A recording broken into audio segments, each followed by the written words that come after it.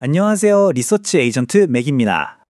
최근 하늘바이오파마라는 회사가 시장에서 정말 뜨거운 관심을 받고 있습니다. 도대체 무엇이 이 회사의 가치를 이렇게 끌어올리고 있는지 오늘 그 핵심을 한번 제대로 파헤쳐 보겠습니다. 이 회사가 이렇게 주목받는 이유 딱 세 가지로 정리할 수 있습니다. 첫 번째는요, 뭐니 해도 바로 신약의 가치입니다. 지금 파트너스랑 같이 개발하고 있는 신약의 임상 데이터가 정말 잘 나오고 있거든요. 자, 그럼 두 번째, 이 엄청난 기술력 때문에 M&A에 대한 기대감이 술술 피어오르고 있습니다. 파트너사인 이뮤노반트가 거대 제약사에 인수될 수 있다는 이야기까지 나오죠. 그리고 마지막, 이게 정말 중요합니다. 바로 올해 12월 모든 사람들의 시선이 집중될 핵심 이벤트가 기다리고 있습니다. 갑상선 안병증, 줄여서 TED라고 부르는 질환에 대한 임상 3상 결과 발표인데요. 이 결과에 따라 이 회사의 미래가 크게 달라질 수 있는 아주 중요한 분기점이 될 겁니다. 자, 그럼 이 모든 기대감의 한가운데에는 과연 어떤 기술이 있는 걸까요? 그 이름은 바로 FcRn 억제제입니다. 이름만 들으면 좀 어려워 보이죠? 근데 그 원리를 알고 나면 정말 무릎을 탁 치게 만드는 아주 스마트한 기술입니다. 지금부터 우리 몸속으로 한번 직접 들어가서 이 기술이 어떻게 작동하는지 살펴보겠습니다. 우리 몸에는요, 외부에서 침입한 세균이나 바이러스 같은 적들과 싸우는 면역 시스템이 있죠. 그 중에서도 가장 중요한 역할을 하는 게 바로 IgG라는 항체입니다. 이걸 우리 몸을 지키는 최정예 특수부대라고 생각하시면 이해가 아주 쉬울 겁니다. 그런데 말이죠. 이 최정예 특수부대가 가끔씩 오작동을 일으킬 때가 있습니다. 외부의 적인 세균이 아니라 멀쩡한 우리 몸의 세포를 적으로 착각하고 공격하기 시작하는 거예요.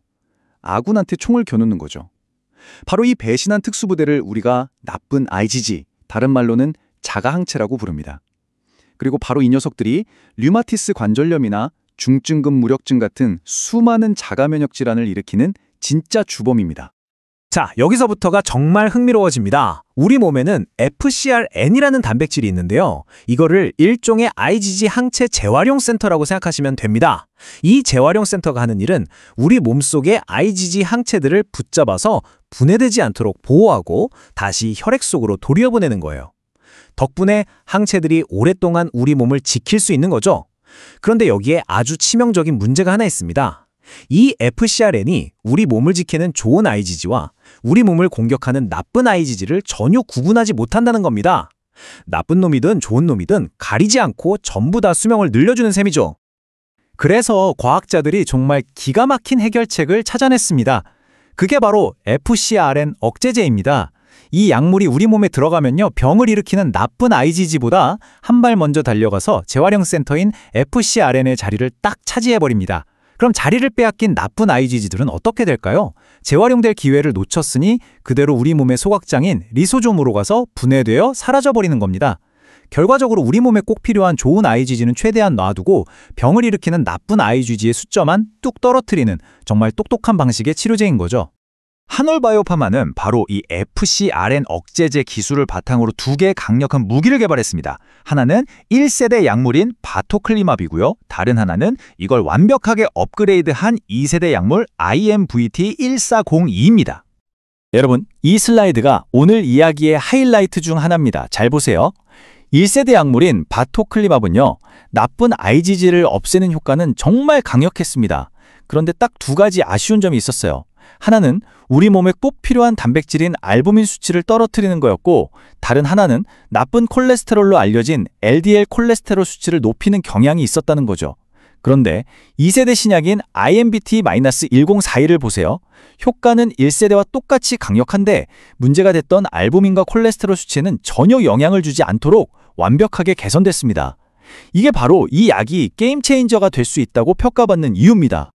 바로 이 안전성에서의 압도적인 차이 때문에 파트너사인 이뮤노반트가 정말 과감한 결정을 내립니다. 뭐냐면 이미 임상 3상까지 거의 다 마친 1세대 약물의 허가 신청을 일단 멈추고 회사의 모든 자원과 역량을 2세대 약물에 올인하기로 한 겁니다.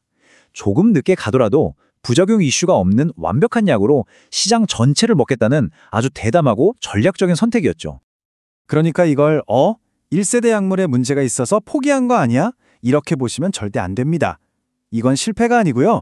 오히려 우리 약이 이 분야에서 부작용 없이 가장 뛰어난 최고의 약, 즉 베스트 인 클래스가 될 수 있다는 엄청난 자신감의 표현으로 해석해야 정확합니다. 하지만 이 수십조 원짜리 거대한 시장에는 이미 왕좌를 떡하니 차지하고 있는 강력한 경쟁자가 있습니다. 말 그대로 왕좌의 게임처럼 아주 치열한 전쟁이 펼쳐지고 있는 거죠. 그 주인공은 바로 벨기에의 제약사 아제넥스가 만든 비브가르트라는 약물입니다.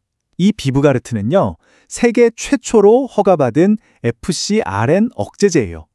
즉, 이 시장 자체를 처음으로 만들어낸 개척자, First in Class이자 현재 이 시장을 지배하고 있는 절대 강자라고 할 수 있습니다. 자, 그런데 여기서 정말 결정적인 포인트가 나옵니다. 이 시장의 왕, 막강한 경쟁 약물인 비브가르트 역시 하놀바이오파마의 바토클리맙과 똑같은 1세대 FcRn 억제제라는 사실입니다. 이게 뭘 의미할까요? 네, 맞습니다. 비브가르트도 알부민이 감소하고 콜레스테롤이 증가할 수 있다는 잠재적인 부작용에서 자유롭지 못하다는 뜻입니다. 지금 보시는 이 표가 현재의 경쟁 구도를 아주 명확하게 보여줍니다. 시장을 먼저 차지한 아제넥스는 1세대 약물인 비브가르트로 왕좌를 지키려 하고 있고, 도전자 입장인 하놀과 이뮤노반트 연합은 1세대의 단점을 완벽하게 보완한 더 안전한 2세대 약물 IMVT1402를 창으로 삼아 그 왕좌를 빼앗으려는 전략을 쓰고 있는 거죠. 최초의 약과 최고의 약 사이의 정면 대결이 시작된 겁니다. 그렇다면 앞으로의 전망은 어떨까요? 무조건 좋다고만 할 수는 없겠죠. 객관적인 시각에서 기회가 될 만한 요인과 위험 요소를 함께 짚어보겠습니다. 먼저 기회 요인부터 보죠. 이들이 뛰어든 글로벌 FcRn 억제제 시장은요, 2030년이 되면 그 규모가 약 40조 원 이상으로 커질 것으로 예상됩니다. 정말 어마어마한 시장이죠. 만약 이 시장에서 제대로 성공하기만 한다면 그 보상은 정말 상상을 초월할 수 있다는 뜻입니다. 장점을 좀 더 정리해볼까요?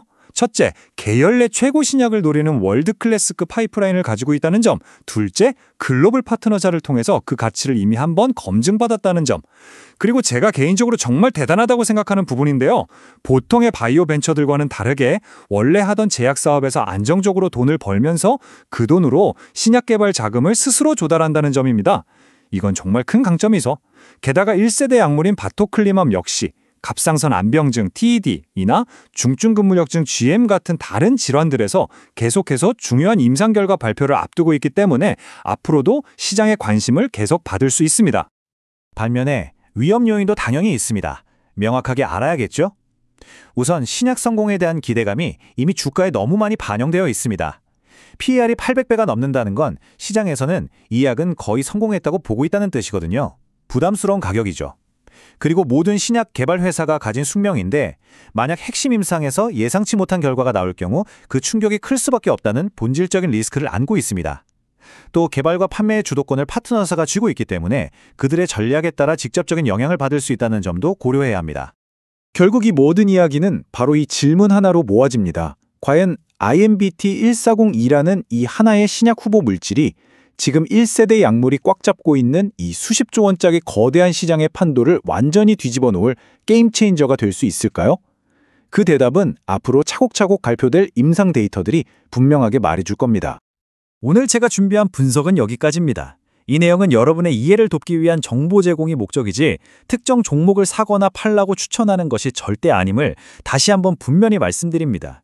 모든 투자의 최종적인 판단과 그에 따른 책임은 투자자 여러분 자신에게 있다는 점 꼭 기억해 주시기 바랍니다.